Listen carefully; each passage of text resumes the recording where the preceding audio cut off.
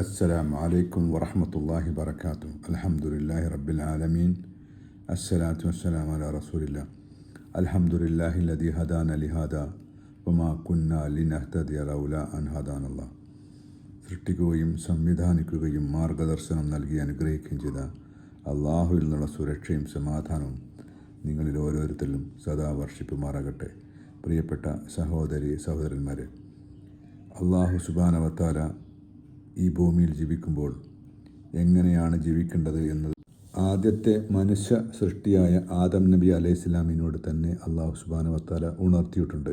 സ്വർഗത്തിൽ ജീവിച്ചു കൊണ്ടിരിക്കുന്ന സമയത്ത് ഇബ്ലീസിൻ്റെ പ്രലോഭനത്തിന് വശംവദനായിക്കൊണ്ട് ചെയ്യാൻ പാടില്ലാത്ത തെറ്റ് ചെയ്തപ്പോൾ അള്ളാഹു അവിടെ നിന്നും ആദം നബി അലൈഹിസ്സലാമിനെ പുറത്താക്കുകയാണ്. ആ സമയത്ത് തന്നെ അള്ളാഹു ആദം നബി അലൈഹിസ്സലാമിനോട് മുന്നറിയിപ്പ് നൽകിയിട്ടുണ്ട്. ഖുൽനാ അഹ്ബിതു മിൻഹാ ജമിയൻ ഫഇമ്മാ യഅതിയന്നകും മിന്നി ഹുദൻ ഫമൻ തബിയ ഹുദാ വലാ ഖൗഫുൻ അലൈഹിം വലാ ഹും യഹ്സനൂൻ. അള്ളാഹു പറഞ്ഞു, നിങ്ങളെല്ലാവരും അവിടെ നിന്ന് ഇറങ്ങിപ്പോകുക, എന്നിട്ട് എൻ്റെ പക്കൽ നിന്ന് മാർഗദർശനം എപ്പോൾ വന്നു കിട്ടുന്നുവോ ആർ അത് പിന്തുടരുന്നുവോ അവർക്ക് ഒന്നിനെക്കുറിച്ചും ഭയപ്പെടേണ്ടതില്ല, അതുകൊണ്ട് തന്നെ ദുഃഖിക്കേണ്ടി വരികയുമില്ല. മറിച്ച് അതിനെ തള്ളിക്കളയുന്നവരും അതിനെ കളവാക്കുന്നവരും അല്ലാഹു സുബ്ഹാനഹു വ തആല പറയുന്നു, വല്ലദീന കഫറു വകദ്ദബു ബിആയാതിന ഉലൈക അസ്ഹാബുൻ നാർ ഹും ഫീഹാ ഖാലിദൂൻ.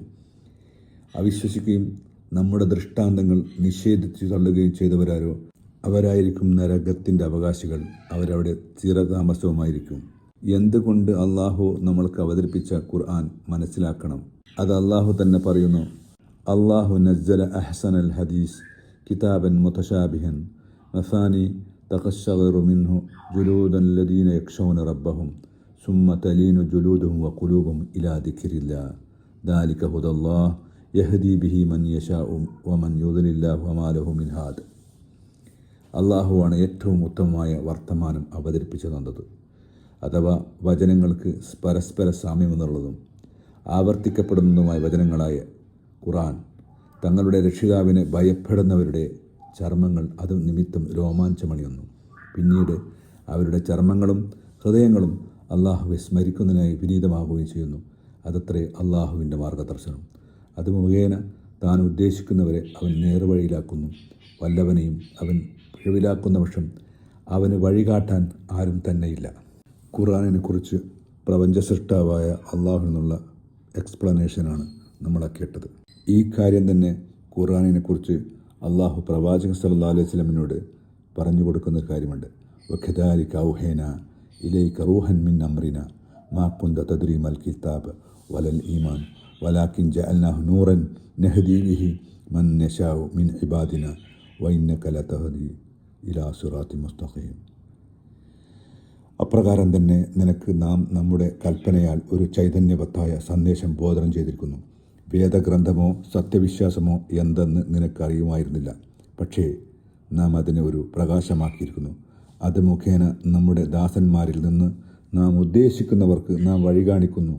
തീർച്ചയായും നീ നേരായ പാതയിലാകുന്നു മാർഗദർശനം നൽകുന്നത്. മാഷാ അല്ലാഹ്, എന്തൊരു ക്ലിയർ കട്ട് എക്സ്പ്ലനേഷൻ ആണെന്നറിയോ. നമ്മുടെയൊക്കെ ഇൻറ്റൻഷൻ അനുസരിച്ച് കൃത്യമായി നമുക്ക് വഴി കാണിച്ചു തരും.